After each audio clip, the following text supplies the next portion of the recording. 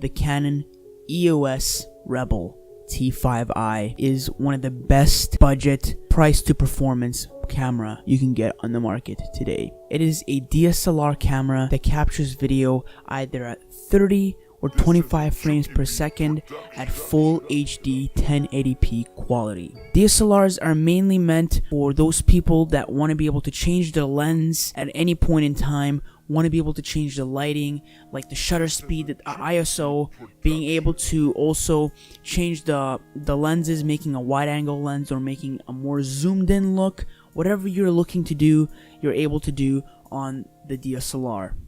The reason I picked the T5i instead of like a T6i or the T7i, even though I could have bought those, is just the price to what I'm getting. The T5i is probably the best price to performance because like the T5i is pretty much the same as the T6i or the T7i, but the only biggest difference are some of them, like the T6i has like 60 frames at 1080p, and the T7i has like a little bit of like better autofocus, but those are just stuff that are very minor and don't really justify its $300 to $500 price gap between this guy right here. And today I'm going to be explaining to you guys exactly why you should be picking up the Canon EOS Rebel T5i.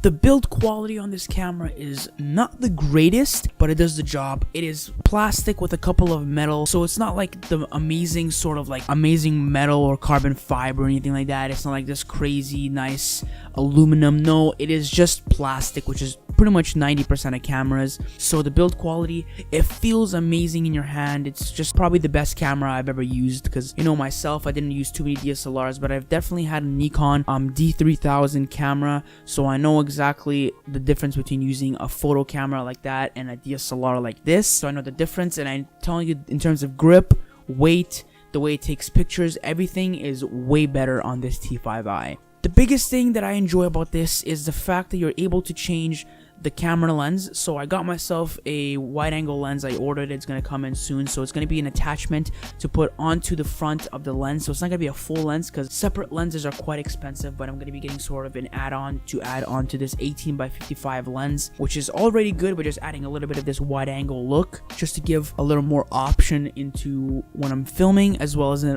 fisheye type lens just to give a little bit more effects if I ever want to do something really cool with it. Also, I really enjoy the camera settings that you can change. So for instance, you could change the shutter speed, you could change the ISO, so you're able to change a dark image. So for instance, I took a shot of my music studio room, of just the couch of where I usually sit at when I do an unboxing, with mid light, just a couple of these LED lights that I have here.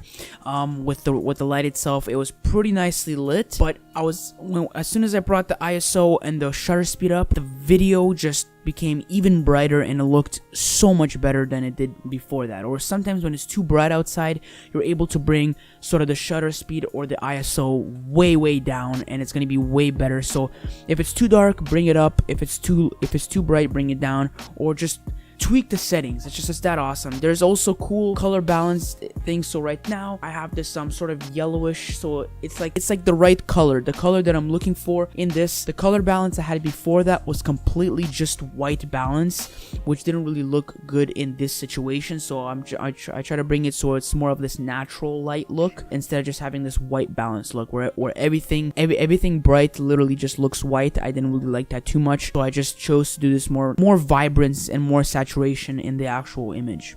And I was able to do that just in a couple of literal seconds, like just a couple of push of a button. I was able to change this from like a nice vlog camera to a nice station point and shoot camera. And that is another thing I love about this camera, is I'm able to use this, change it to 30 frames per second at white balance color grading, change the saturation and the ISO to make the video a little brighter, and I could use it in my vlogs. Or if I'm doing these point and shoot camera views, I would literally, sometimes I could bring the camera down to maybe even up to 60 frames, or maybe bring it down to 24 frames, like a sort of like a cinematic look to it, as well as bringing down the ISO if the lights are too bright and stuff like that. Is just the reason why I chose the DSLR. Anyways, hopefully you guys enjoyed this video. Please leave a like and a comment down in the comments section below. It'll help me a lot. Also remember to subscribe if you guys want to see more content like this, and remember, if you don't want to miss any of these content, click the notification bell and subscribe, obviously, just so you don't ever miss a video from me. And anyways, stay tuned for the vlog. It's coming up probably this Monday or Tuesday. Anyways, hopefully you guys enjoyed this video. Check out my social media down in the description, and I'll see you guys in my next one. Peace.